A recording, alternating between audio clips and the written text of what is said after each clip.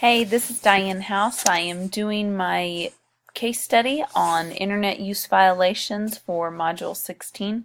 Pretty excited. This is my last assignment. Just got to finish my portfolio and then I am done. So, Category 1, Problem Identification and Analysis.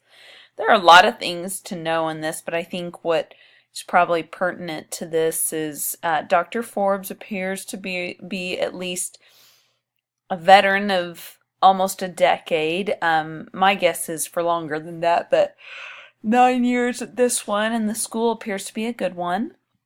Miss Walker is in her second year and specialized in science. Sounds like she's got a rigorous classroom, and there have been plenty of parent phone calls complaining. Dr. Forbes has discussed techniques with her, and email was sent leading to a website, and that website contained inappropriate comments, cursing, and threats. Dr. Forbes reviewed it and told Miss Walker he thought it was a prank and indicated he would address in the morning. So some things I need to know. First off, what's district policy on threats? When Miss Walker indicates that she's going to go stay the night at her mom's, does she mean her mom's that she drove 3 hours away just from this weekend? This is kind of a side note, but I'd like to know if those techniques were part of a professional plan or just something that they discussed in passing. What other personnel need to be notified? Is the superintendent normally notified? Will police be contacted? What about the district tech lead?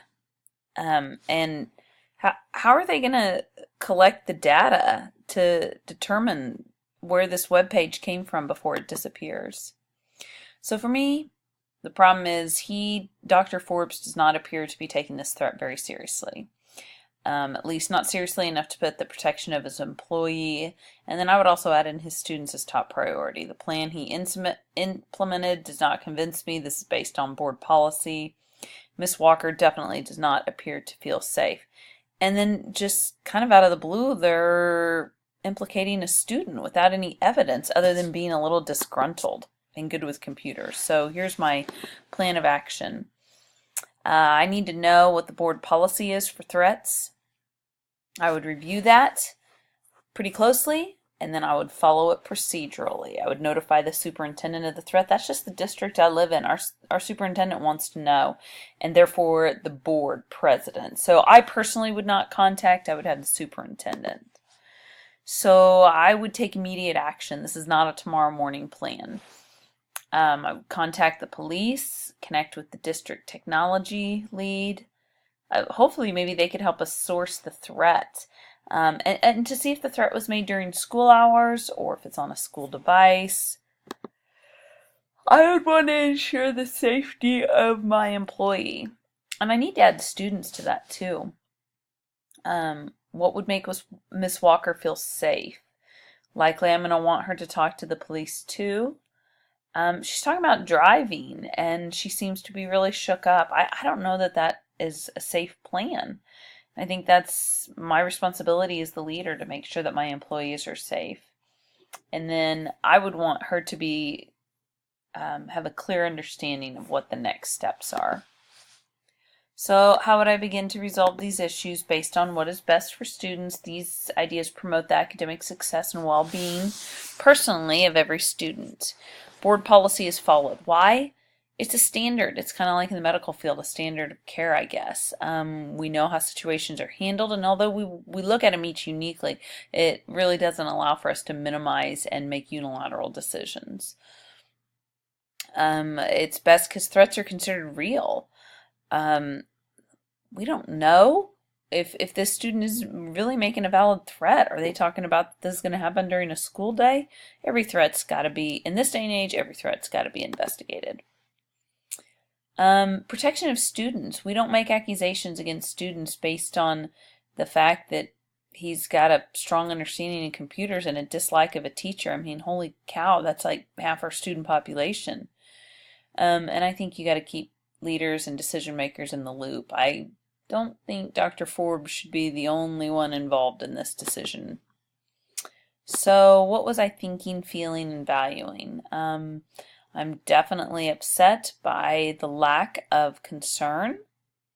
I am feeling like many of these details that were given in the case study aren't pertinent to the story. I mean, you know, I don't know what difference it makes if there are a lot of parent phone calls.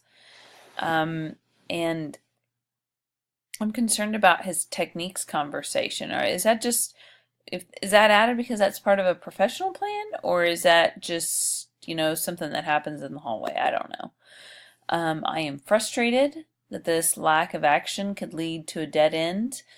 They might not be able to find the web page tomorrow. So I also can't believe that he has the nerve to imply that this might be Miss Walker's fault by asking if she can think of a disgruntled or disruptive student. I mean, what? That's implicating a student and also blaming the teacher. That's crazy. These are just 3 of my unresolved issues. It's really not important to the story, but is she on an improvement plan? Or is she just getting pressure from him because he's getting pressure from parents? Is Miss Walker talking about driving back 3 hours because she feels that unsafe? And does he regularly exclude his leadership team from being in the know? So standard 5, I think I acted with integrity and ethical behavior because I'm using the board policy as my manual to make sure all situations are treated fairly. I'm protecting a student from being implicated without evidence, and I'm calling in all the proper people.